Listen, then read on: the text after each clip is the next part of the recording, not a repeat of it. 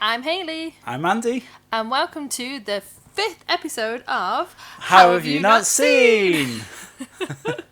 Okay, so this week we are doing Goldeneye. the 1995. I was going to say James Bond. Oh, well, you know it's James Bond. I know it's James Bond. Yeah. Come on. I've not seen it. I have seen things. Yeah, so spoilers, it's a James Bond film. So each week I ask Andy, what do you think it's about? So what do you think it's about? Right, so it's James Bond. Yes. It's Pierce Brosnan. Yep. In his first James Bond film. Yes, right? yes. So, I have no idea. Because, like, you played the N64 game.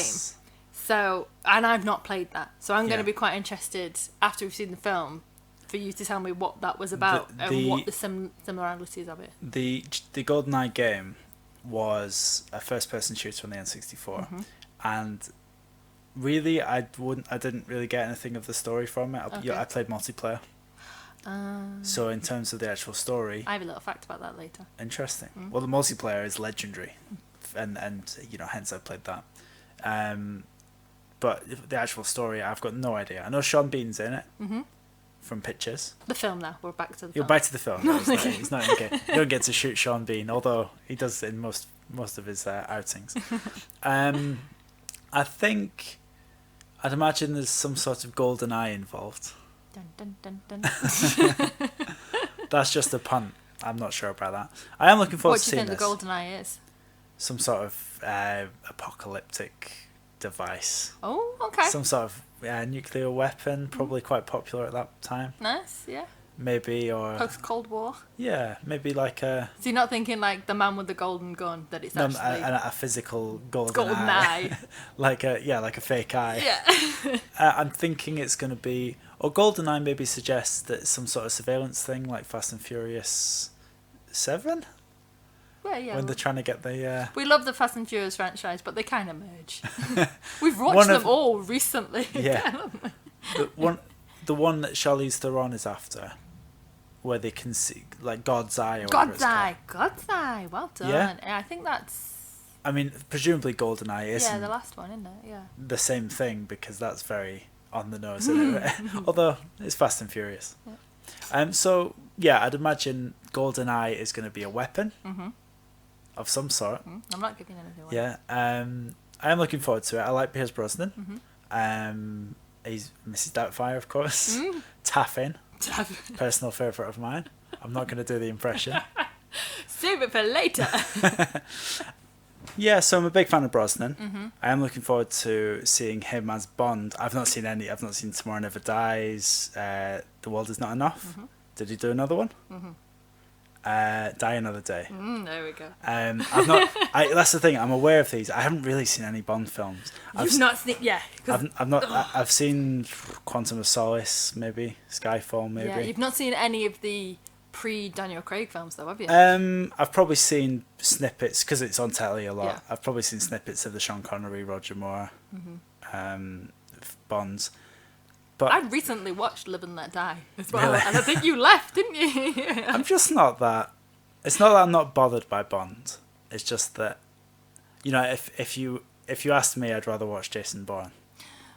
This might change your mind. This might change my mind. Yeah. We might end up watching all the Brosnan Bonds. I'm big Bond fan. I have the VHS Bond library where the spine makes a picture of all the Bonds, and Nice. I collected them. They used to be buy one get one free from WH Smith's. Lovely stuff, retro. Yeah. Well, your VHS collection didn't help us when it came to actually sourcing this film. Not on any of the streaming platforms, not on Sky Cinema. Which I'm surprised, because it's a very good film. I imagine it's a Bond sort of licensing thing. Oh, maybe, yeah. But I did enjoy a rush to the shop yesterday to get the special edition, Ooh. 2-disc DVD. That second disc will never be watched. Yeah. So, yeah, I'm looking forward to watching it. Me too. I've got high hopes. I'm on board with Brosnan. Yeah. I like Sean Bean. I don't think this film is going to let me down. I hope so. I'm looking forward to it. Right. I'll get the film sorted. I'll get the pizza. Pizza on a Monday night. Woo-hoo! Come on. Pizza with podcast. And we will see you very shortly. Yes. We're going to play the trailer now, which I haven't seen. We'll pop the trailer on. Fantastic. And then we'll head back in a couple hours. See you in a bit. See you soon. Bye. When the world is the target. 72 hours ago, a secret weapon system was detonated over Serenaya. And the threat is real. Goldeneye exists. A radiation surge that destroys everything with an electronic circuit. You can still depend on one man. I want you to find Goldeneye. 3. Find who took it. 2. And stop it. 1.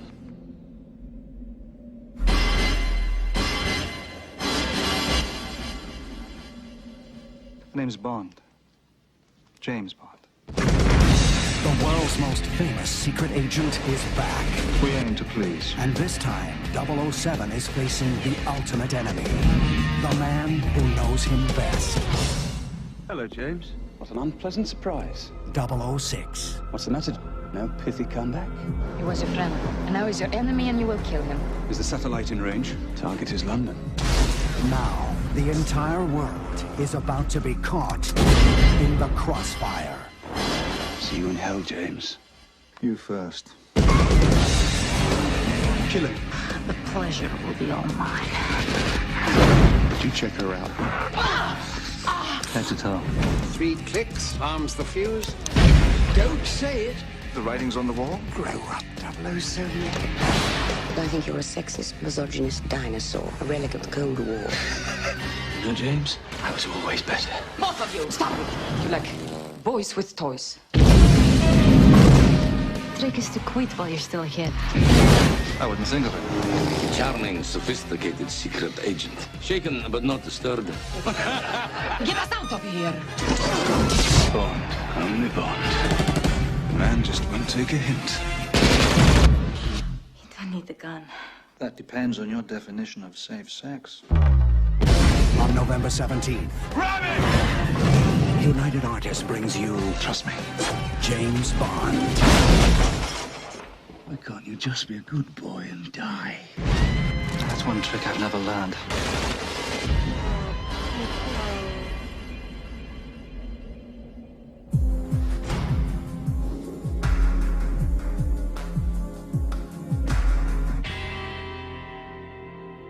I am invincible!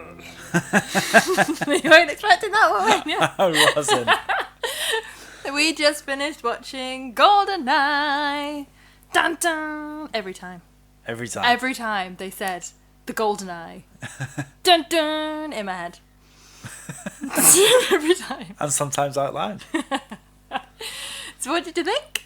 I loved it. I thought it was great. I really enjoyed it. It was thoroughly entertaining. I guess a sort of paint by numbers Bond, right? But with good performances. Yeah, I think it took the best bits of all of the 16 films, I think it was, that came before it. Right. Okay. That it took the best elements from it, and Yeah. I think like Goldeneye is one of my favourite Bonds. Well, I was going to ask this. Where does this rank in terms of... Oh, yeah. I think... Because the Daniel Craig Bonds are really good. But in my head, the sort of... That type of Bond film, of the old school Bond films, kind of died with Pierce Brosnan when he stopped doing it. He's still alive. Breaking news. When Die Another Day came out in 2002, I think that was kind of the end of the era of that kind of... Was Die Another Day... Because that was Madonna. That was Madonna, yeah. Was that Halle Berry? That was, yeah. Right. That was... It slightly jumped the shark. I think I do. I can't remember seeing it really. I can't remember the details of it. But I think you are right with the Daniel Craig ones. It's lost what it is to be Bond. Yeah, I think that it's developed. It's come something else. I think the newer ones are more like when you were saying before we watched it, Bourne. Yeah. The grittier. They're probably closer to the actual books, the original Bond is actually really gritty and he's not sort of the Roger Moore 70s Bond where it was a little bit slapped. I mean, I don't get me wrong, I'm not bad. Live and Let Die is possibly my favourite Bond. Right. I think that's mid 70s. That one was, that's a Roger Moore one, and I love that one. But they've become a more action thriller film. Yeah. I think the Daniel Craig ones, whereas I grew up on this type of Bond. Yeah. Well, it was ludicrous in all the right ways. Yeah. And I mean, the opening to any Bond is a big deal. Mm-hmm. And I thought I loved it. I absolutely loved it. Did you love it? When I saw the dam, and I thought, okay. I saw when he was running across the dam, literally the opening scene, and you smiled and picked up your pen. And I was like, yes, he's on board. Well, just it made me think of, like, The Fugitive, and I'm sure there's dozens of action films where they must have had within a certain time period that dams were very much the thing in action films. I can't think of any apart from The Fugitive, but I can definitely picture them. Sly Stallone films. Yeah, for sure. Yeah. where like someone invented like someone realised that dams were a cool thing to have in action really films. Big structure and water. Yeah. Put them together. Chinatown had a dam, didn't it? Oh, the dam burst. Yeah.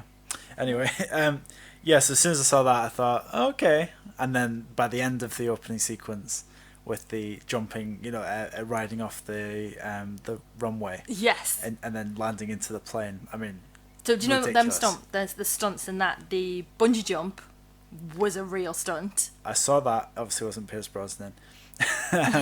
He's in it though. The actor's in it. Yeah. I'll tell you when later, but yeah. Carry okay. On.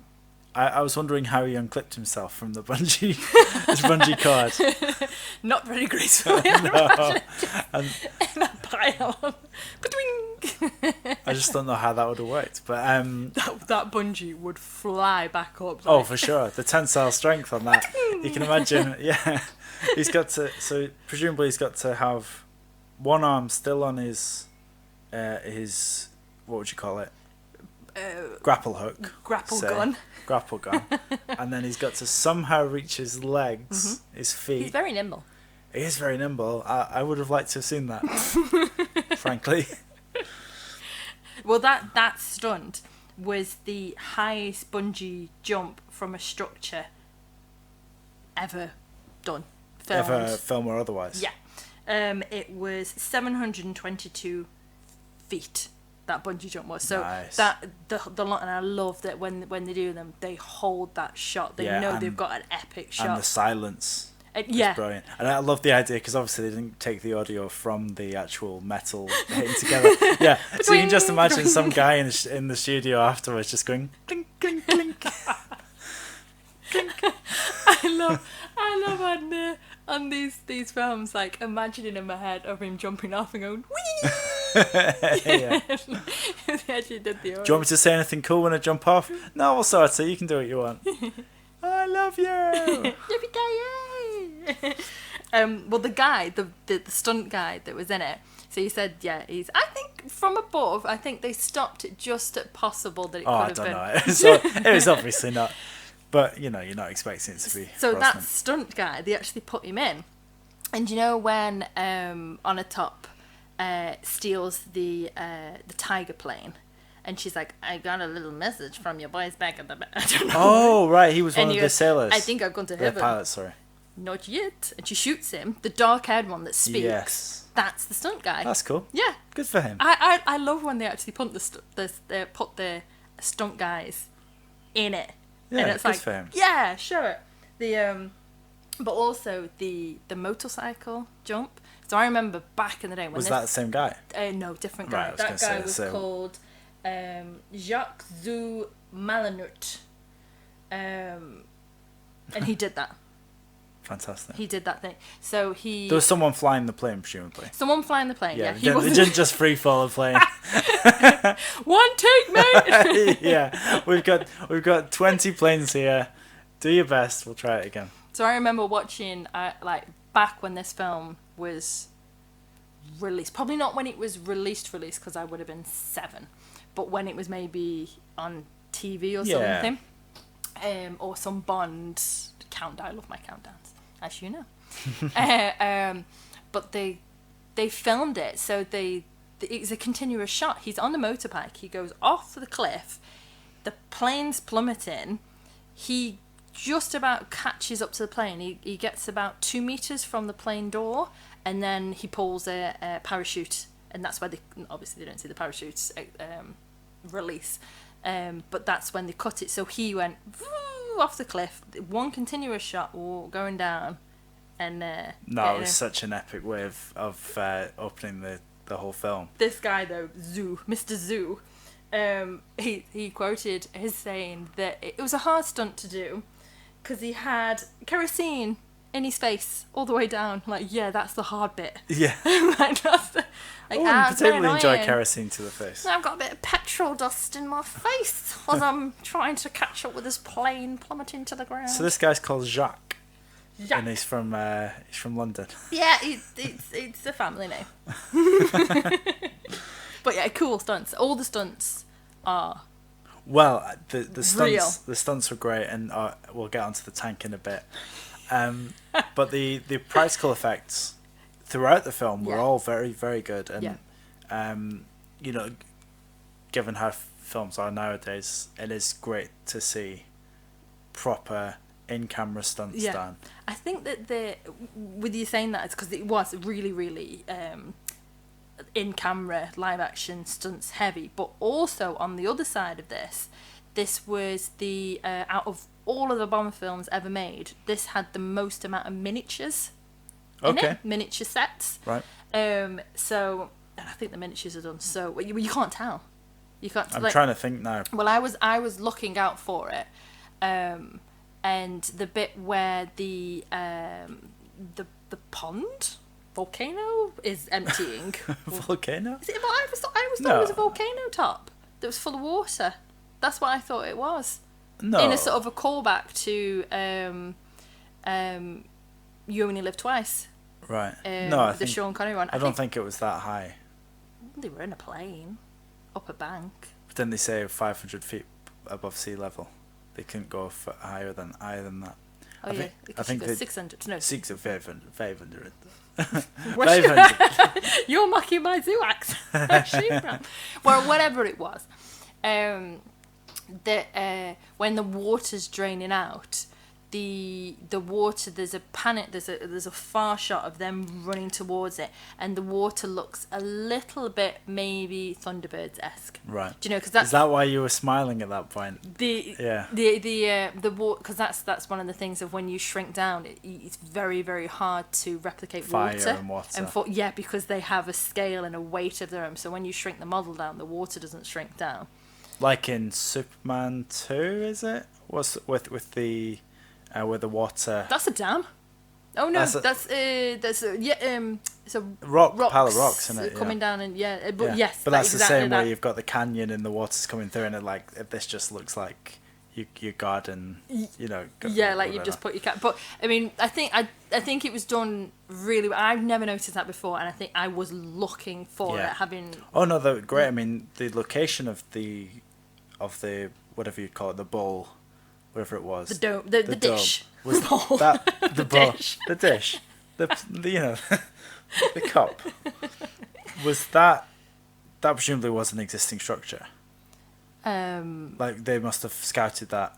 Yeah. Sorry, I thought you meant the actual landscape. Yeah. Not all of it. I think a lot of it was built in, not on location, the opposite of location, in studio. They took over. So originally, because this is the original ones were done at Pinewood. Yeah. And Pinewood was busy. It was full. With a film called The First Night, which is Richard Gere Richard Gere for that. And Sean Connery is in it. Ironic. So they had to make up another studio that's called Leavesden Studio, which was the old Rolls-Royce factory. Okay. And it was enormous, absolutely enormous hangar, essentially, and they built a lot of it there.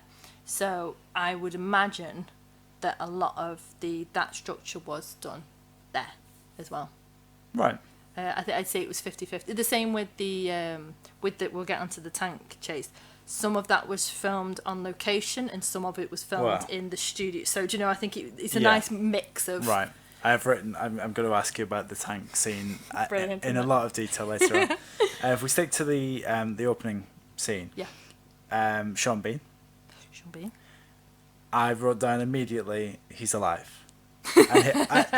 Sean Bean's alive. This is one film he doesn't die in. And he's working for them. You got that? Well, I mean, the ease of which he gave up. Yeah. It just for me, you didn't see him get captured. That clearly seemed like a stunt to me. Yeah, you would have thought that he would have gone, get off me! Yeah. Well, it just seemed, and the readiness he had to kill. He looked quite vicious when he, obviously Bond fires guns at people, but he looked quite vicious when he opened that first door and shot the guy in the head. Yeah. It seemed very cold and very... I agree with that. And to be honest, it may be coloured by what I know about Sean Bean now. Was he Sean Bean at that point? So he'd done Sharp.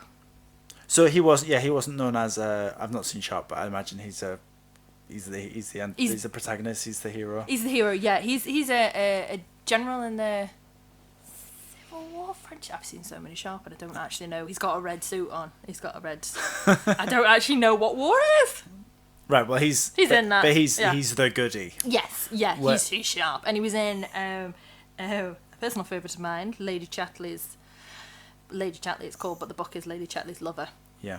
In '93, so he wasn't the baddie then. He well, that's so. Yeah. So I know him as Boromir, where he betrays them. I know him as countless other characters where he is the tough nut. He's the tough nut. And he's untrustworthy. Yeah. So going into it from that point of view, maybe I'm attributing the things that I witnessed. I'm only noticing that because I know him as Sean Bean, the baddie. Yes. However, it did seem pretty obvious. I don't know if that at the time that was. Do you remember that? I didn't know. Oh, I guess he's not a big. He wasn't as big an actor, so it was feasible that he'd be killed off. At the start. Basically, he was, and also in the kind of the one that comes directly before that, even though it was Timothy Dalton. Living Daylights, which was in 89. Living Daylights was. That was the Timothy Dalton one. The story of that is that Felix, so basically James Bond's best friend, gets killed right at the start. Right. And his wife, they get like brutally murdered, and it's a revenge story. So that when M says to him, I don't want you running off on another revenge. Come back alive. Yeah, because the whole premise of that is that he's actually essentially fired and he goes rogue. Right. So that film had come not directly. It was 6.5 years prior to this one, but that was the last people thought of saw of Bond was him going rogue and revenging his friend. So I think when you at the time watching it, I think it would have been completely believable that his mate's dead, and now he's going after the guy. So I think it probably would have actually come as a bit of a shock. Okay. That he wasn't right. dead. No, I thought it did work, even though I saw it coming. The whole identity of Sean Bean being who he was. I forget what nationality they were saying he was. Cossack. Cossack, right? Yeah. That seemed a bit far fetched. Well, he explains it in a way that, the British government thought he wouldn't remember. Maybe. Yeah, shoehorned it in a little bit. Yeah, it did seem a bit shoehorned. Yeah. Well, actually, we'll get onto that later. It just pinged in my head of casting alternatives, because the story, the original script was different to the character of Sean Bean. Right. Okay. Not a massive change, but quite a dramatic character difference. Okay. So we'll come back onto Right. that. Okay. In a bit. Look forward to that. You mentioned about the Timothy Dalton one prior to this. Yes. I having not researched anything and not really knowing much about Bond, was this in many ways a reboot of Bond for the 90s, or? Yeah, I think it was, to be honest. So okay, so the order of the Bond films, for people who don't know it, you got Sean Connery started in 1962. He did 6 films. Well, he did 5, and then he had a break. They brought George Lazenby in for on Her Majesty's Secret Service in 1969. I personally think that is actually a really good story on Her Majesty's Secret Service, but it bombed. On Her Majesty's Service. Is that what it's called? It's on Her Majesty's Secret Service, but I didn't have enough room to write. No, I'm just asked. Yeah. He gets married in it. It's okay. It's really the story of it. I think they could quite easily reboot that story alone. Okay. It was late 60s, early 70s. So like the fight scene, there's a terrible fight scene in it on the beach. It sounds great. And well, the story's great, but how it was done wasn't. He was an Aussie as well, so he didn't quite get the language, and the fight scenes he couldn't do them, so they sped it up. So it's sort of like flip him over the thing. So he only did 1. The name's Frog, Crazy Frog. No, I'm not gonna get it out of my head. And then they brought Sean Connery back in 1971 for 1 film, because he was like 41 by that point. He was not getting on a bit by now standards, but getting on a bit. Getting too old for this shit. Yeah. And then they brought in Roger Moore in 1973, and he went to 1985, and he was 46 when he started. He was 58 when he finished.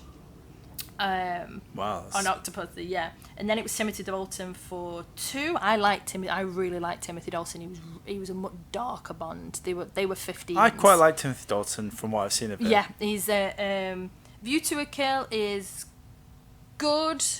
There's a really good scene where he's the Bond girl in it is a cello player, and they ski down a bank in the cello box using the cello to steer. Yeah, that's what I was trying to coast. You were miming it. I was watching it. That was very hey. And then he did A License to Kill, which is really dark. A License to Kill is actually, I think you'd really enjoy that one. That one's got oh god, what's his name? Mexican actor Del Toro. Javier Bardem? No. Bal. Oh, Benicio del Toro. Yes, he's in it. Oh, quite young then. Very young. Yeah, he's the like psychotic. Well, he bad does psychotic. He's the underling. Okay. Yeah. I'm into that. But they stopped doing it in 1989, and then there was a 6.5 year where they were actually going to bring Timothy Dalton back. Timothy Dalton was always set up to do this one. They wrote Goldeneye with him in mind. Oh, right, okay. And then just before they started going into production in 1994, he said that he didn't want to do it, because what had happened behind the scenes is that he said, yeah, I'll come back to do 1, and they were like, no, this is another reboot of the franchise. Yeah. You need to sign on for 3, whatever, 3, 4, however many. Well, Pierce Brosnan did 4, and he was like, no, I just want to do 1. So they got on a younger actor. I say younger actor. He was 42. Pierce Brosnan was 42. He looked great. Yeah. I am loving these films that we're watching. I had Harrison Ford time before, and I got Pierce Brosnan now, and he did it till 2002. Yeah. Of Die Another Day, and then again another reboot of it. A reboot, right? Yeah. Okay, that's interesting. Quick little rundown there. Yeah, it was good. Bond. And Q is in every Bond film except the first one, Dr. No. He's not in Dr. No, and he's not in Live and Let Die. But every Bond film up until when he died in 2002, he's in 17 Bond films. And then John Cleese took over. Yeah. Well, John Cleese. Oh, different. He was in at the end of. They brought him in, so it's really touching actually. In Die Another Day, he's not in it very long because he's very old. Yeah. And he's like, I'm training up my. Replacement. Yeah, the young man that's coming to replace me, and it's John Cleese. And John Cleese is like late 60s. Oh, and the rest. Yeah. No, older, yeah. And then obviously in the reboot, they got the young lads. The young guy in. Yeah. Well, he was great at Q. I know of him again. Not seen many Bonds. But he was fantastic. That scene, when they're doing all the things and everything's in the background. Yeah, I love it. It's almost like an airplane. Yeah. Do you know things like a naked gun? All that's happening. I reckon that's a big part of why they got John Cleese in. Maybe, I don't know if they did that in the films after that. Yeah. Oh no, it gets more. Because that's something that John Cleese does very well, or did back in the day. So I wonder if that was part of it. Because it's a comic character, isn't it? It's a comic, yeah. It's a... I love the sandwich. No, don't touch that. That's my lunch. It's such a quick cut as well. Oh, straight away, yeah. Really quick cut, and it doesn't even have enough really time to sort of process what it's just done, and it's gone. It's such a throwaway thing. Yeah. I love it. And all the gadgets, the car. Did you like the car? The BMW. The BMW. Nah. Do you not like? I want an Aston wanted Martin, one of them. to be honest. Well, yeah, the Aston Martin isn't actually isn't in all the James Bond films. So this is only actually the third outing for the DB5 of the James Bond films. It was in Goldfinger, Thunderball, and then this one. So even though it's an iconic Bond car, I think it was more because it was in such an iconic Goldfinger film that sort of put the two and two together. Right, okay. And like you've got the great deaths in it and that happen in the car and stuff in the previous films. But BMW signed on for this, not all of the films. He used a Jag in Die Another Day, but for the 3 Bond films he had a nice BMW stand. Right, okay. But it was a prototype. So that's why it didn't do anything other than drive really fast. So do you know, they were like, there's torpedoes behind the lights, and he never uses them. Yeah. It's because they couldn't do anything to damage the car. They were like, you can say it does stuff, we'll put your screen in for the radar. But yeah, that's why... right. In the later films, he does do it. He's got like a little remote control so he can drive the car when he's not in it. And stuff. It's really cool. I love it. Talking of cars. Yes. So we go back to the actual film. So you've got the credits. Yes. Great. On board. The car chase with I'm going to call it Jean Grey. I don't know the actual. Famke, I think her name is. It's Famke. Famke. What was her name? What was her name in the actual? Onatopp. Onatopp. Right. Great name. Well, yeah, Jean Grey. Jean Grey from X-Men. Jean. Good to see her. She's great. She was great. Yeah. She was really good energy. but that car chase with the soft porn music over it, with the ridiculous tractor and the cyclists. Nah. One of the cyclists, the only cuddly, shall we say, cyclist was the director. Really? Yeah. Anyway, he falls over and he's the director. She did a lot of her own stunts and that. She did her own driving. Yeah. Yeah. Did she squeeze her own legs? Probably, yeah. I think that's such a good way. Yeah. So that's another throwback to because it was written for Timothy Dalton. That's the squeezing of the legs in Living Daylights. They say, there's a KGB assassin and she kills her victims by crushing them with her thighs. And that's why they made... And that's meant to be her? Yeah, they made cool. the character from the sort of... I love stuff like that. A little bit, yeah. But I mean, that car chase was lame as hell. I like it. Yeah, you went through the epic stunts of the first part. You had the credits, which everyone loves the Bond credits. And then you had this awful music with this really camp... I get that Bond's camp, I get it. He's in a jumper as well. I get it. He's in like a cable knit jumper. And then... and yes, I get that Bond is a womanizer, but he spends 5 minutes flirting with this woman in the other car, and then the examiner's like, "Yeah, let's do it." It's Pierce Brosnan. It is Pierce Brosnan. That wasn't my issue really. It was just it was just so good. It was lame, wasn't it? Come on. And Aston Martin, amazing car. There's no way an Aston Martin would keep up with a Ferrari. Yeah. No way. So just going forward into the film before, because we're going to get into a lot of other sort of behind the scenes stuff and obviously the castings. Judi Dench, she's great, fantastic. Was that her first? Yes, she was new, so we knew that was her first film. Yeah, and she was. There was no one else gonna play her. She is based on a real person. She's based on Stella Remington, who was the general director of MI5. Nice.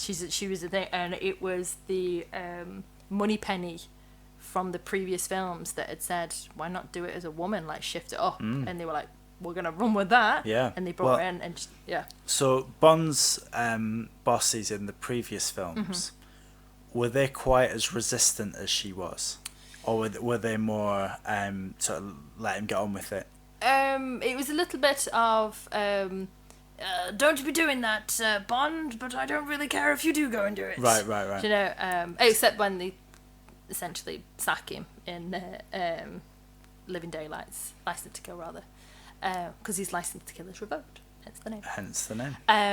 But it's more of you old...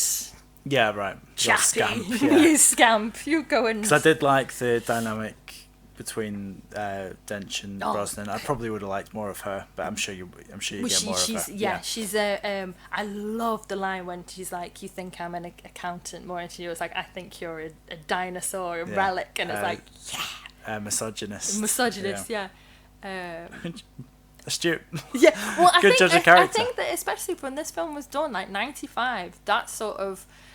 You can't just go around slapping women's asses. Well, just before that, Moneypenny accused him of sexual harassment. Yeah, I think it was. I love that.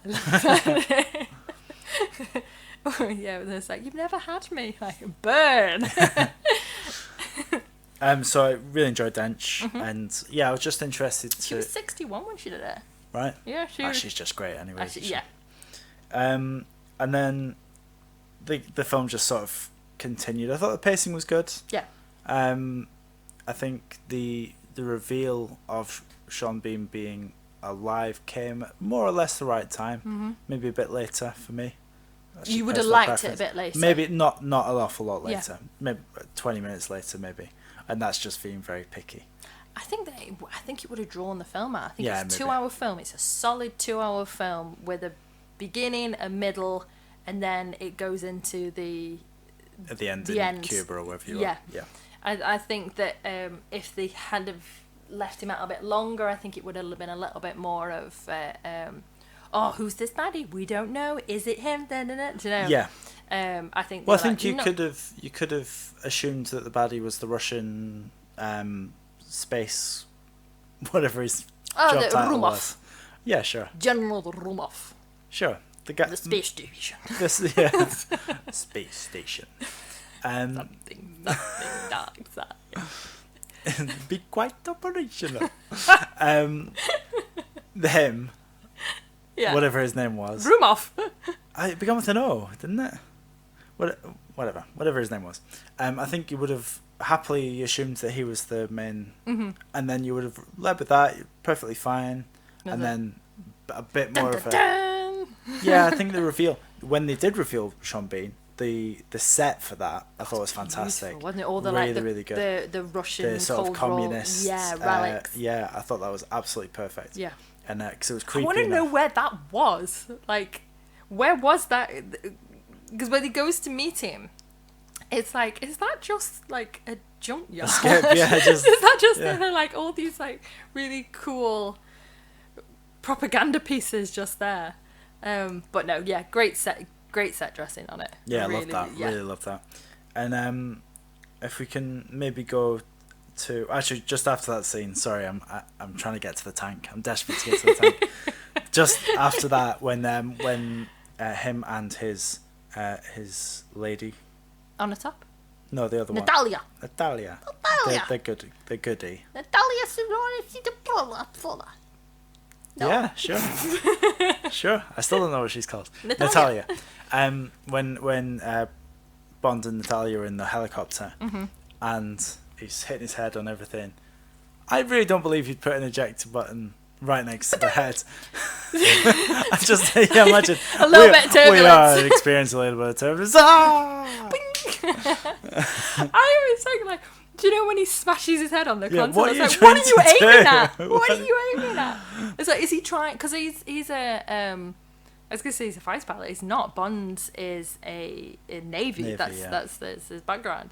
It's like, he's trying to start it? But then when the missiles go, and he's like, oh, they've gone, and then they don't hit, and he's like, oh shit, they're coming back. Like, what did you think they were gonna do? Like, he seemed shocked that they were coming back. But yeah, I thought that was good. And the bing off and fire up, and yeah, it was cool. I mean, that was just something they clearly thought. We've got a helicopter. Yeah, what can we do with it? Really cool. Because he didn't really add anything. No, it was a good yeah. set piece. Yeah. I did think the space station, not space station. Space station. the station. The station on the space.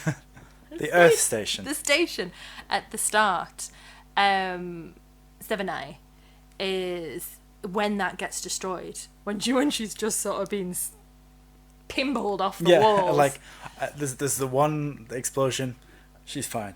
Another explosion, she's fine. It falls on her. Oh no, she's fine. Another explosion. I always remember watching that, and I remember watching it with my mum years ago. And after every bit of that, she's like, her makeup and hair is still pristine. Her makeup and hair, and then it is perfect until it comes through the spire, and it's like they've just gone. Yeah, with the hair. Messed it up, smudgy makeup. It was all up, wasn't it? It's like we've not done, like, they've realised we've not messed her up at all. We've just got to do it all in this last one. That scene. Yeah. Had this was probably intentional. You've probably noticed this.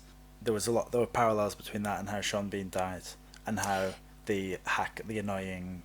For some reason, Boris. Goofy Boris, unnecessarily goofy. Alan Cummings. He's Scottish. He's a Scottish comedian. Right, okay.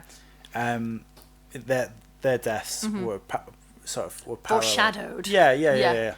And the fact that the thing didn't land on her and then obviously landed on Sean Bean. Yeah. I'm sure that was intentional. Hi everyone, just taking a break from the podcast just to tell you about something else that I do. As you can probably tell from the podcast, I love movies. Big film geek, big film fan. But I also love making things and miniature things. So I've combined the two, and I have made lots of miniature, tiny scale houses and buildings from famous movies. If that's something that you would be interested in looking at, I'd love you to go and have a look at them on Instagram at McCool Collectibles, or on Facebook. We've got loads of things on there, so like them, comment, send me a message if you like them. And also some of them are for sale. Which ones are for sale? The Ghostbusters Firehouse. Excellent. Psycho. And Up is on its way, the Up house. Excellent. So where do you go to find out more? That is on Instagram at McCool Collectibles. And how do you spell McCool? Oh, good question. That is MCKOOL. Collectibles. Go and check them out. Follow us. We love seeing new people. Back to the podcast. Bye. Can we get to the tank, please? I think we can do the tank. Ah, thank you. So, did you like the tank? The tank was awesome when it came through the wall. You're literally beaming. Yeah. Well, the music. I mean, this is my gripe with Rocky, that they didn't use the music properly. This was perfect, and it's when the Bond, yeah, it kicks in just before when they're running across the top, when he does his grappling hook, and then when it's like you get the hint of it, and then when it bursts through the wall and it's incredible. It's like, yeah, exactly. It really got you pumping. Yeah, it was great. He's in a tank. Real tank. That was okay, so where was this filmed? You mentioned it was partly in studio, partly on location. Both. So it was filmed in St. Petersburg. Well, was it? It was, yeah. And also in this Leaves End Studios. Right, okay. So it was both. I always wonder with films like this that involve Russian espionage. How did they get the permits to shoot in Russia? Because it doesn't seem like that's something they'll be keen on. This film, I do think that it was almost like showing it in a new... Because the Cold War finished in 91. Yeah. Cold War finished. That they're basically saying... how many times did they say Russia has changed? Yeah. We're better now. We're a land of opportunity. Da, da, da, da. Yeah, and it was the British guy that was exactly. Yeah. So I think that they're not bad mouthing Russia. Right. They're saying it's not you. You're the good guys, because the guy that General Romov shoots when they're doing the interrogation. Yeah. The boys with toys scene. He is a Russian. A general or whatever, and he's the goodie in it. Do you know? He's trying to work out. That's a very good point. Yeah, very good so point. It's not painting Russia in a bad light. It's painting the traitors of the throwback to the Cold War and as the enemies of it. Good point. I do wonder though with films like that. I mean, I guess they maybe film in adjacent, USSR. Something that looks Soviet a bit States. like yeah. But I mean the scene. I mean, come on. It took 4 weeks to film. Yeah, I'm not surprised. Scene. And they're smashing through buildings. Yeah. Really, really good, because when the car goes through that small gap, I'm thinking, oh, that's a shame. No more tank. And then, oh no, plenty more tank. Yeah. I do love in this because I think not necessarily in the Bond films, but just in films as in general, when you sort of get into the superhero films, and a lot of the criticism a lot of the time of the superhero films is that how many people the collateral damage will be.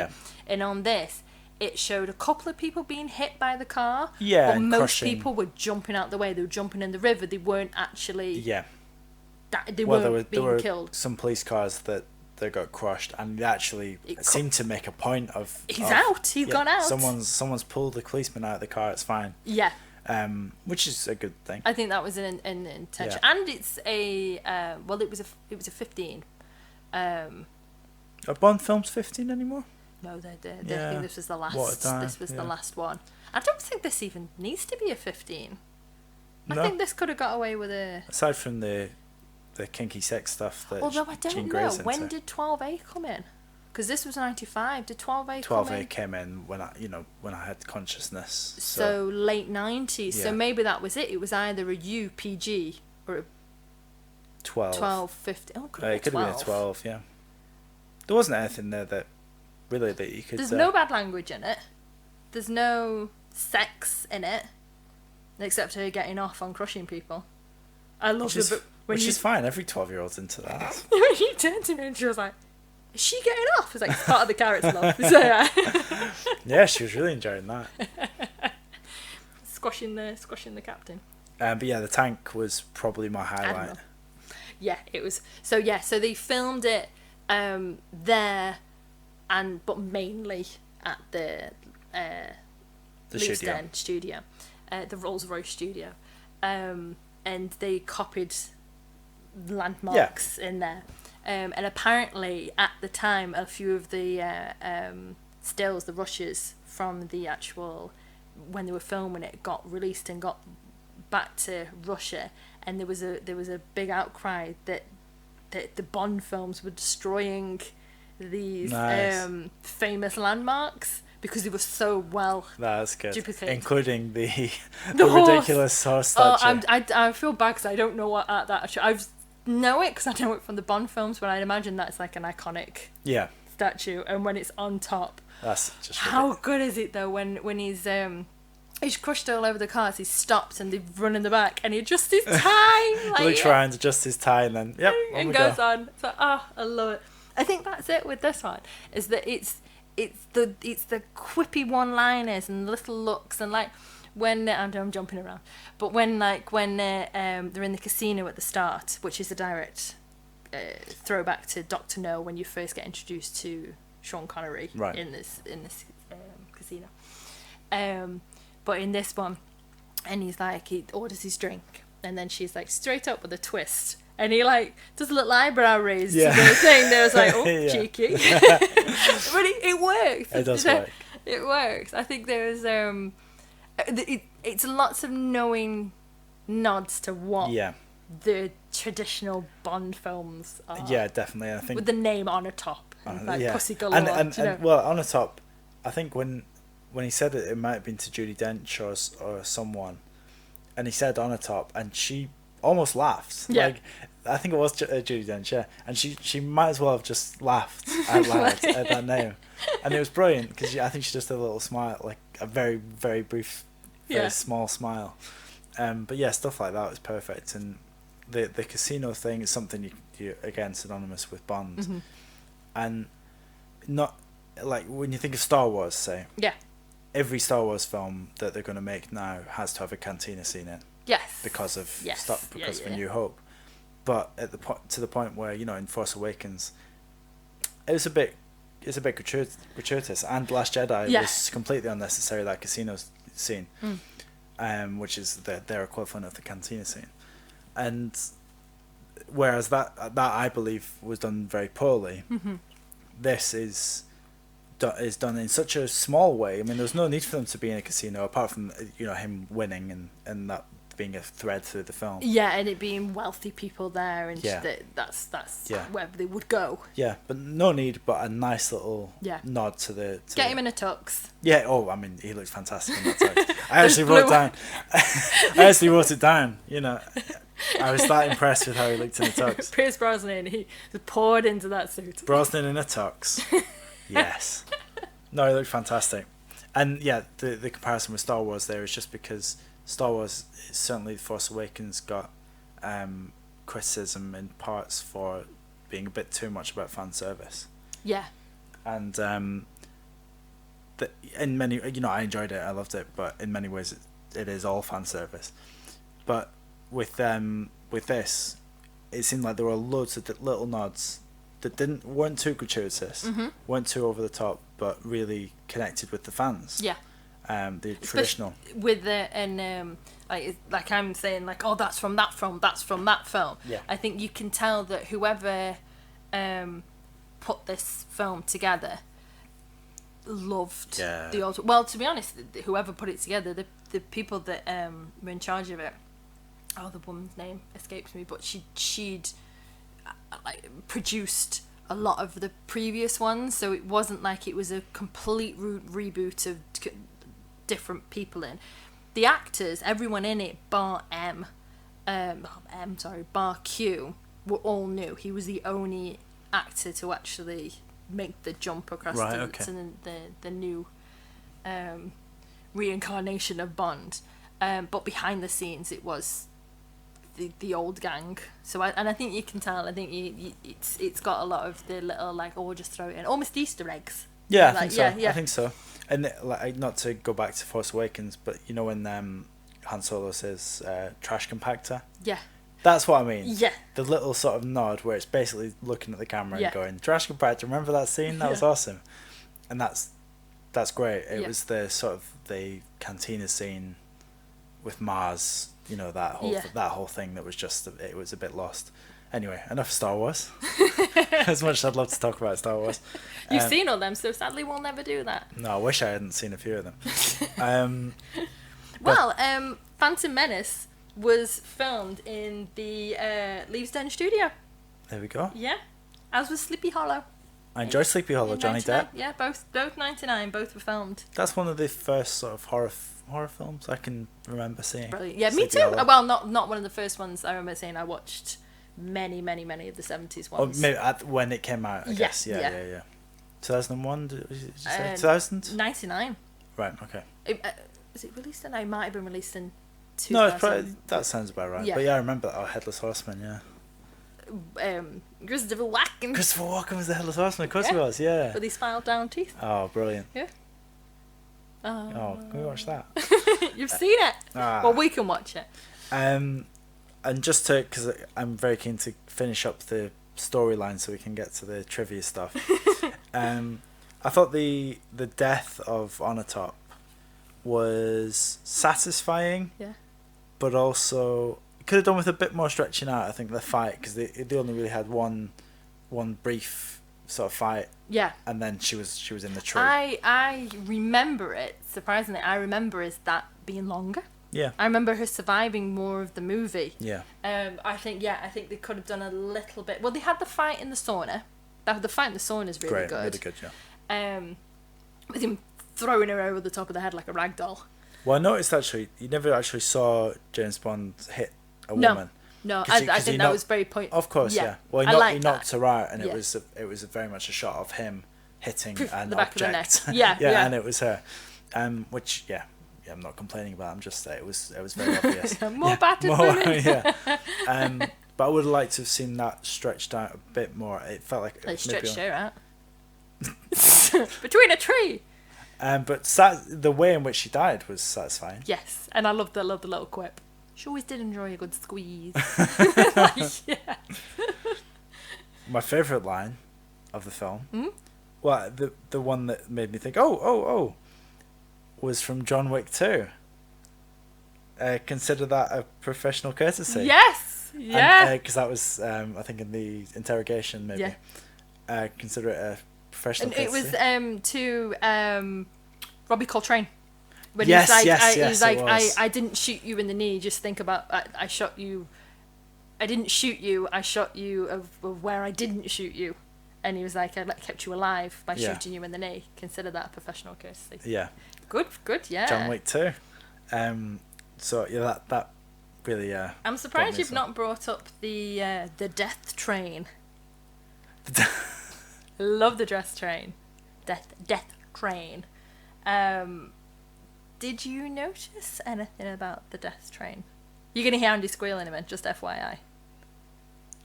Okay, so I'm trying to. No, go on.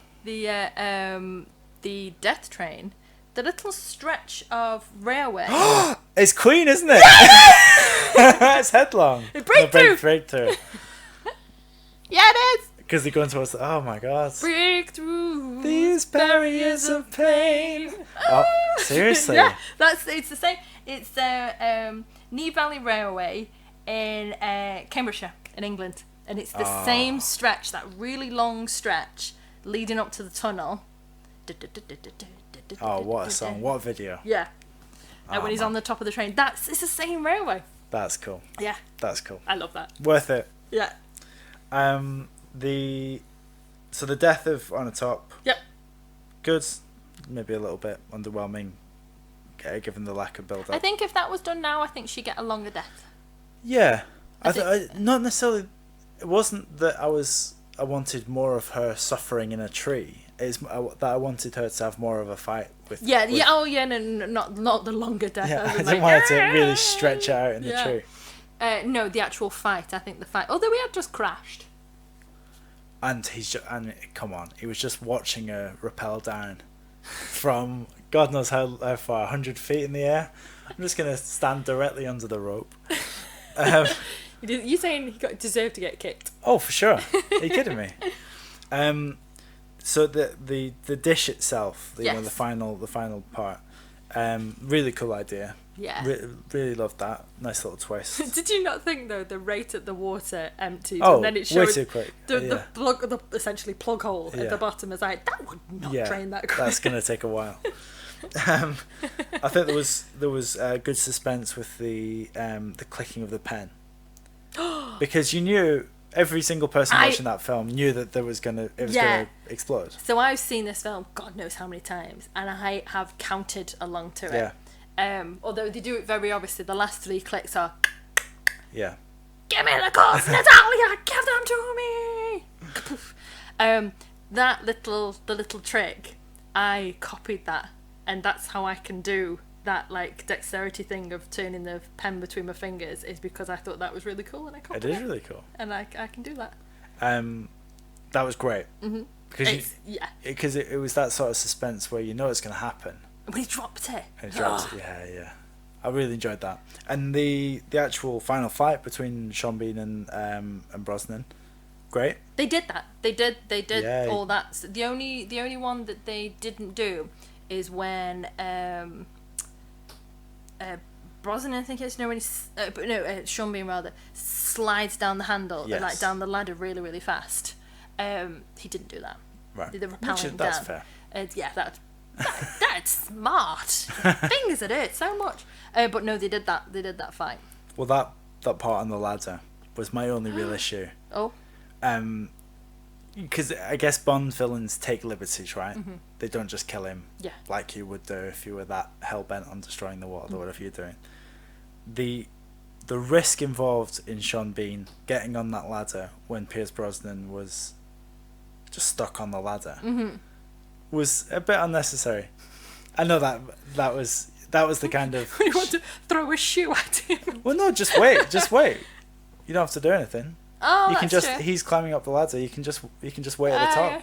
Just Donkey Kong him. Just throw. You could go and have a search around for some weapons. You've got a few minutes. But that's true. That's very true. Yeah. Well, as soon as you go onto that ladder, you're evening up the the scales. But it wasn't for England anymore. It was for him. It was personal. Yeah. Yeah. Yeah, definitely. I just think that it's that kind of. It's the same as in the horror film when the teens stay in the cabin.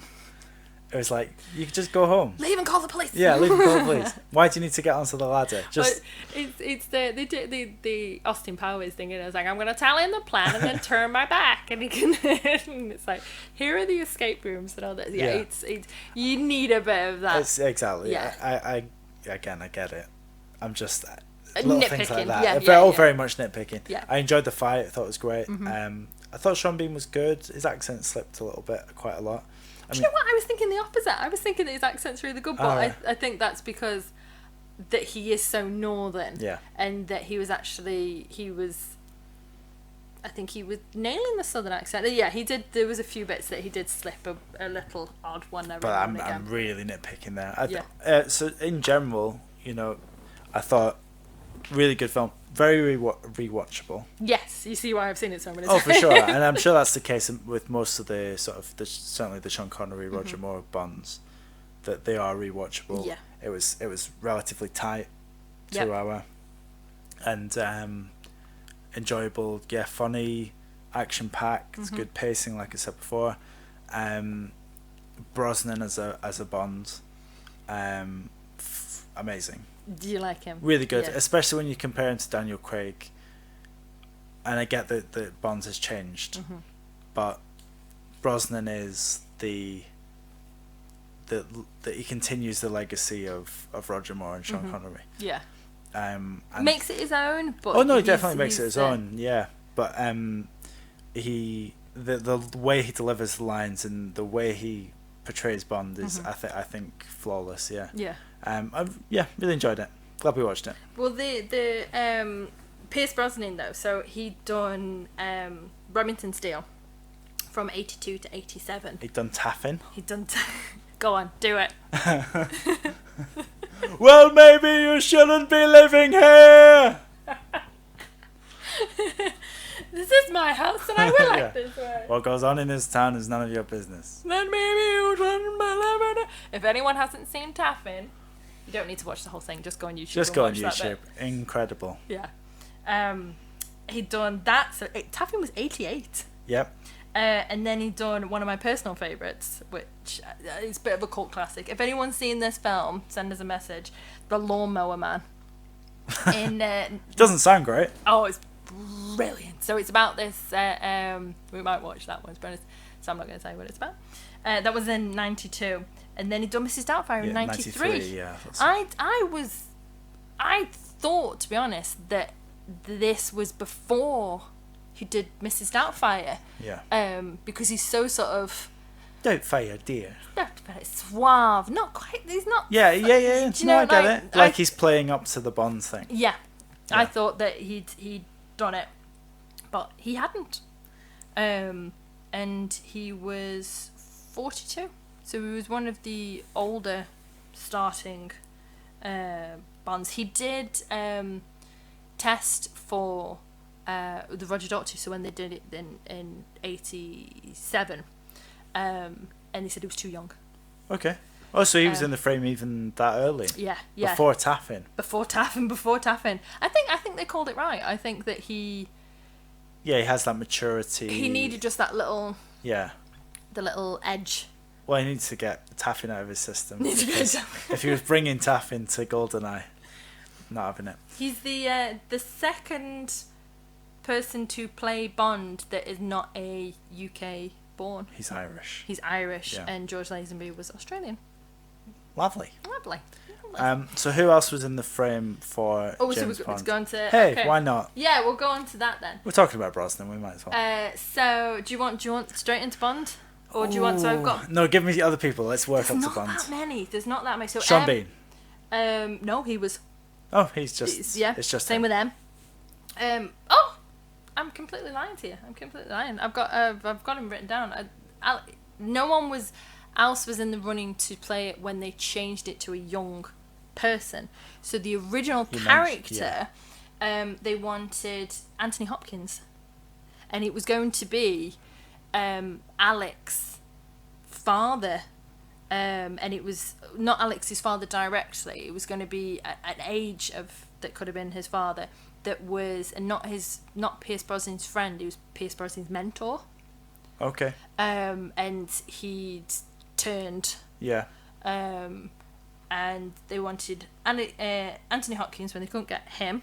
They wanted Alan Rickman. Of it. I think he could have played it. But Alan Rickman should be in every film. Would he? Oh, not anymore. Not well. Because he's dead. Yeah, there we go. They wanted him, but he said that he'd played enough villains. He didn't want to play. Yeah. Didn't want to play villains. Obviously, that changed when Harry Potter came out. Well, he's not really a villain. Harry Potter is. He's not. Spoiler. All that. So when they wouldn't do it, they changed the story and aged him down and giving the backstory. I think that did family. work. So I think almost you're saying about the sort of the family background was kind of shoehorned in. Yeah. That sort of like that little scene, just like. I think that the motivation of Sean Bean to do this, if that was grounded in his disagreement with the British government's interception of whatever, dictators and stuff like that, that probably would have been enough. Maybe not. I guess you needed something else, but I wasn't buying it. I think it needed the family aspect of it because they're meant to be almost like brothers. He's 6, he's 7. Yeah. 00, that is. And I think it needed that, like, it's the reason is bigger than us being friends. It's family thing. Okay. But, no, that's fair. But I get it. I think it was slightly. But it's still an amazing film. So Natalia. Wasn't that many because she's. Who's she? Natalia is the love interest. No, who's the actress? She is. What's her name? Because I don't recognise her at all. Yeah, no, she's not done much. She's done lots of foreign films. Isabella Skrupsko. Skrupko. She is Swedish. She's Swedish. There wasn't really. There was an actress called Polana Polavoka, who was in a film with Tom Selleck. That seems like that was the only other thing. Possibly Liz Hurley and Al McPherson rather were up for non-specific Bond girl roles. Right. Okay. But she's little bit of trivia. She in the they did like novelizations of these because Goldeneye was the first Bond film that is completely standalone. It's not based on a book. Every single one before that was a book of some degree. Interesting. Of the Ian Fleming novels, who also wrote Chessy Bang Bang. Yeah, because his kids wanted a book. Yeah. Another great car film. So they did novelizations of them, and in the novelization of Tomorrow Never Dies, there is a little throwaway reference that Natalia went off to marry a hockey player, and that is a sort of like a little Easter egg because the actress married a hockey player, like a famous hockey player in Sweden. Yeah, and they were like, "Ooh, she married a hockey player," and she did. Ha ha ha ha! What fun we had. Great. I like that. I thought that was like, oh, that's cool. It's a nice little nod, yeah. Okay, so we're on to Bond now. I'm looking forward to this.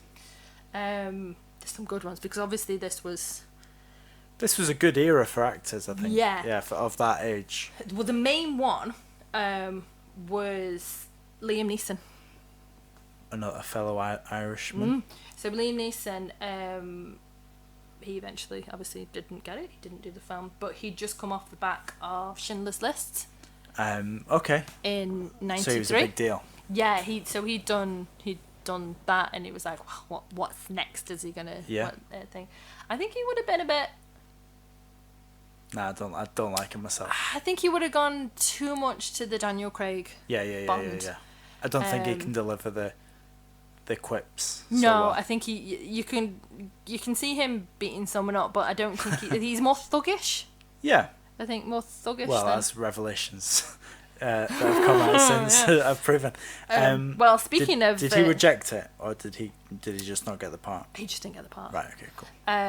Speaking of, I've just seen what the next one is. I've just seen the name. Disgraced actors. Mel Gibson was up for it. So Sean Connery apparently. Mental. Well, you say that, but this was 90. No. I get not that he's not good. So Sean Connery said to the when they were writing it, producing it, they were like, I think Mel Gibson would be amazing in this, and that's Sean Connery saying it. But Mel Gibson, they asked him, they wanted him to do it, but he was fully in Braveheart mode. Oh right, okay. So he couldn't do it. Braveheart was in 95 as well. I think it might have been released 96. But we're going to watch Braveheart at some point. We will, because I've not seen it. Oh, it's such a cool film. Can he do an accent? He can do I was going to say he can do a Scottish accent. Could he pull off the... That's my only reservation. I think he was charming enough to do Bond. So the accent would have got me. I don't know. I've not seen him. I probably have seen him. I mean, Lethal Weapon 2 is one of my favourite films. Oh, it's brilliant, isn't it? It's so good. So I'm not anti Mel Gibson. No, and he can do when he's having the little breakdown in the trailer. Oh yeah. He can go dark, but different film. Sam Neill. So Sam Neill had just come off the back of Jurassic Park in 93. I think Sam Neill is a little bit. He's too like your dad. Yeah. I was going to say creepy, so that's weird. I think Sam Neill is a bit, I think he's a bit too... I think it'd come across as lechy, and that's not saying he's lechy. Yeah. It's, I don't think he is. No, he's a bit too much like man at the bar type. Yeah. Hugh Grant? I'm into that. Yeah, so he just... done 4 weddings. Right. So he was like proper hot property. He'd done 4 weddings in 94. And you love Hugh Grant. I like him as an actor. I think he's good in what he's in. Yeah. I was never on the Hugh Grant. No, I train. mean, I like the idea of that. In reality, with the action element, he could do the charming. I think he could have done the Roger Moore. Yeah. Films. Yeah. I think he would have been very good in that sort of 70s, like looking good in a suit and very, very Brit. Yeah, well, that's his thing, isn't it? Yeah, exactly. Bumbling Brit, yeah. Okay. But I think Pierce Brosnan personally, I think was perfect. Did any of those get really close to it? You said Mel Gibson. They asked him. Was it always going to be? Well, he kind of got Pierce Brosnan has got cast at almost the 11th hour. Really? Yeah. But he wasn't that big of a star. He'd done a few like Taffin, and he was the boyfriend. He was the handsome, this Remington Steele sort of not quite at the leading man. Yeah. And this tipped him over. I think understandably or justifiably. I do think he is such a good Bond. He's brilliant, isn't he? He's my Bond. Has he done much since Bond? He was obviously in Mamma Mia. He did there's done a few. So he did I think Dante's Peak. I think Dante's Peak's really good with Sarah Connor. Sarah Connor's in it. Of volcano exploding. Mamma Mia. It's probably like Mamma Mia stuff now. We've done a few. He's done loads of films, but not quite to the level. No, I think this was like his peak. Yeah. I did think this was quite funny. That Sean Bean is famous for dying in every film. He's only actually died 25 times, which isn't even the highest actor to die. It's John Hurt at 45. That's the highest ever deaths on Alien film. Alien, yeah. Excellent one. But he's been in 130 credits. He's got 133 credits. He's got, and he's only died in 25. Yeah, so good ratio. I think the ones that he has died in have been quite big films, and now it's just become a bit of a meme that he dies in everything he's in, and especially with big spoiler, but if you don't know this, I don't know where you've been. The Game of Thrones, him dying in that was then people started looking back. They waited till the last episode to kill him off though. Of the first season. Yeah. Oh, I did find another one with Sean Bean. So about the which you'll like this one. There's a Harvey Dent link of the Two-Face. Yeah, okay, of the character of the friends with the hero and the literal Two-Face, and having the Alex got the alter ego of the Roman. He mentioned, I can't remember what the name is, but he was like the Roman Two-Faced god that comes to life. Yes. And Harvey Dent's got his coin, and there's not like that. Was that intentional or? Yeah. Oh, great. Yeah. This one's now sort of passing over to you a little bit. Okay. I've got a couple of random ones, but we're just gonna probably start wrapping up soon. On the GoldenEye N64 game that came out in 1997. I've never played this. I wasn't in. I think I've got it. Have you got it? Yeah. So do you want to hear a couple of random trivias about that? This was up until, so these stats are from a website that was done in 2015, so it might have changed, but it's still relatively recent. It was the third best-selling game of all time, with $250 million it made.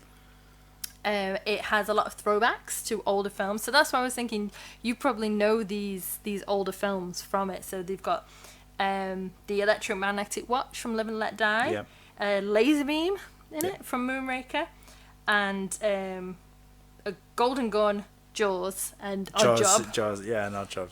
From The Man with the Golden Gun. Yeah. So they're all in it. It was the first game to use stealth mode. The first ever game. Yeah, they invented stealth mode. It is so good. The multiplayer game, which I mentioned before, that was my thing. Yeah. Was an afterthought, and it was completed in just over a month, and was almost never a thing. Really? Yeah. One of the designers on it, Martin Hollis. He was quoted as it was like, oh, should we put this in? And it's up there. Was it Mario Kart and that are meant to be the best multiplayer games of all time? No, GoldenEye is regarded as one of the best. Yeah. Did you like playing it then? Oh, for sure. Yeah, I used to go around to my mates, and it was split screen, so obviously you didn't have the internet back then. Split screen.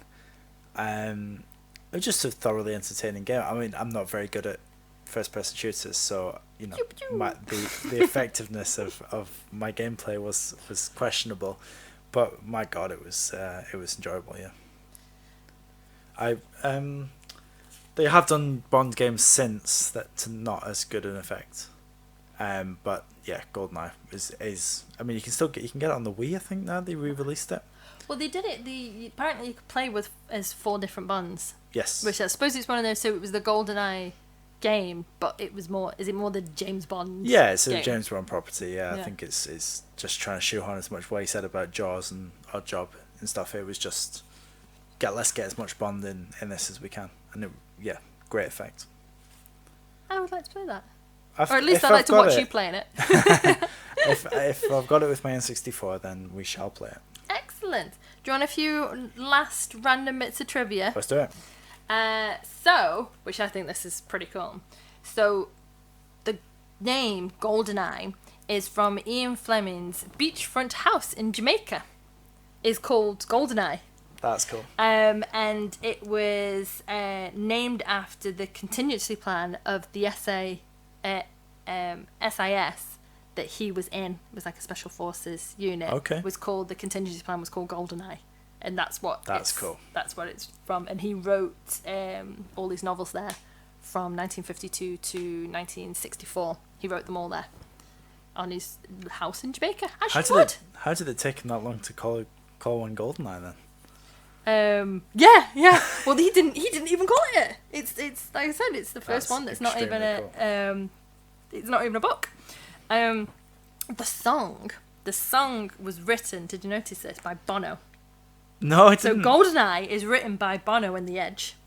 Nice. And it was written when they found out that Tina Turner had been signed up to do it, and Bono had gone on his honeymoon to the Goldeneye house, whatever beach that he had his honeymoon there in 1982, and he wrote it with what his memories were of his honeymoon. So like the lyrics in it of as a child.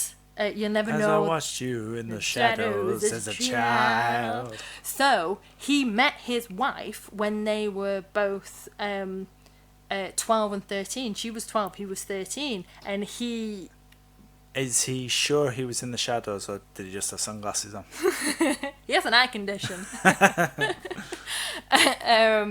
So he'd written it about basically sort of.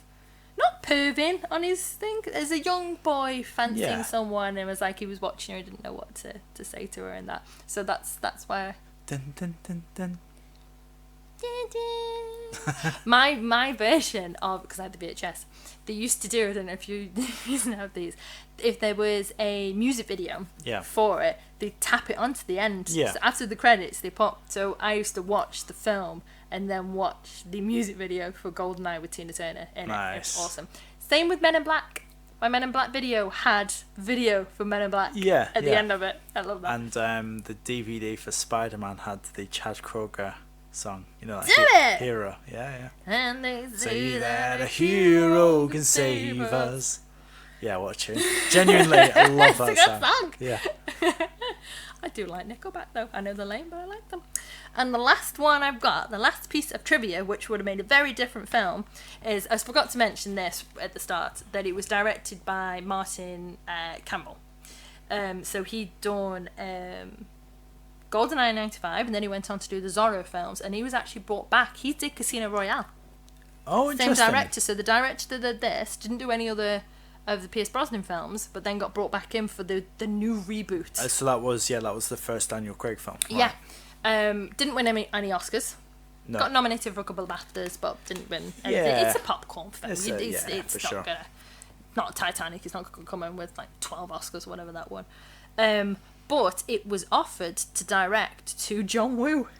Oh God, that's that would have been such a different. That would have been good. I think like the things like the chase scenes. He could have done the chase scenes really well, and but it would have had a lot more doves, and it would have had. John Woo's Mission Impossible 2, right? Yes, yeah, and Face Off. Oh yeah. So I think it would have been a good film. I'm a big John Woo fan. Well, but it would have been different films. Of those three films, GoldenEye, Mission Impossible 2, and Face Off. Mm-hmm. I'd say this is the worst of those three.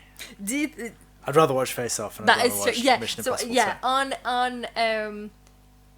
enjoyability. Yeah. Like Goldeneye is an excellent film. Oh, for sure. But if you want a film that you're going to be going, yeah, all the way through it, it's like... It's Travolta in Cage. What is it? Is it Getting Ready for the Big Train? When he's being shot. I love that. Yeah. That's just for you, I think. Nick Cage. No, someone on there. Someone say right to it. But yeah, that's all my trivia. Excellent. Did you enjoy rewatching it? I loved it. I loved it, yeah. Because I've not seen that in a long time. But yeah, I really enjoyed it. Definitely had a different appreciation for Pierce Brosnan. And also Sean Bean. This is the first viewing of it that I was actually like, Sean Bean's hot. Handsome chap, yeah. He's very handsome. Well-placed scar. Do you know, like, they were like, we can't mess his face up, we'll put it at the back on the side a little bit. Kylo Ren style. yeah. It'll enhance his cheekbones, it's fine. So. Yeah, really enjoyed it. Excellent. So that was GoldenEye. Dun, dun, dun, dun. We really enjoyed doing that one. Yes.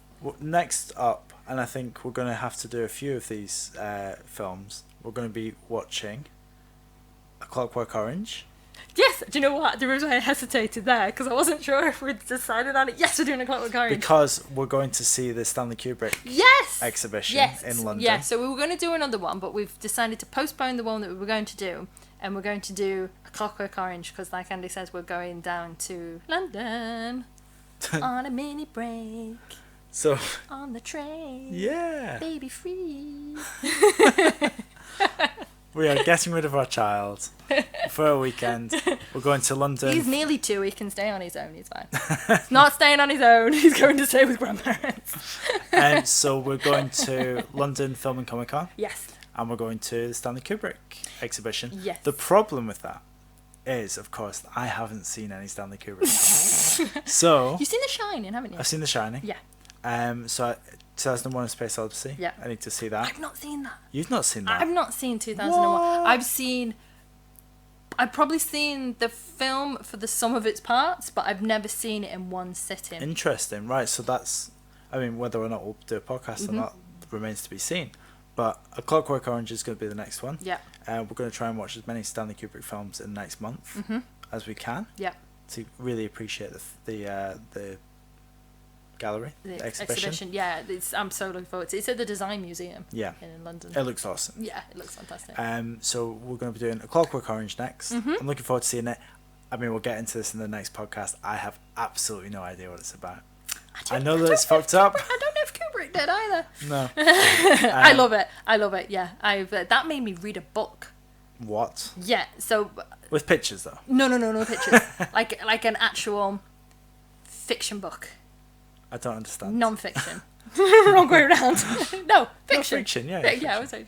I like to read, but I like to read reference books and making of art books and anything that I can learn, any techniques. But no, I watched that and was like, I need to know what fucked up thing this is based on.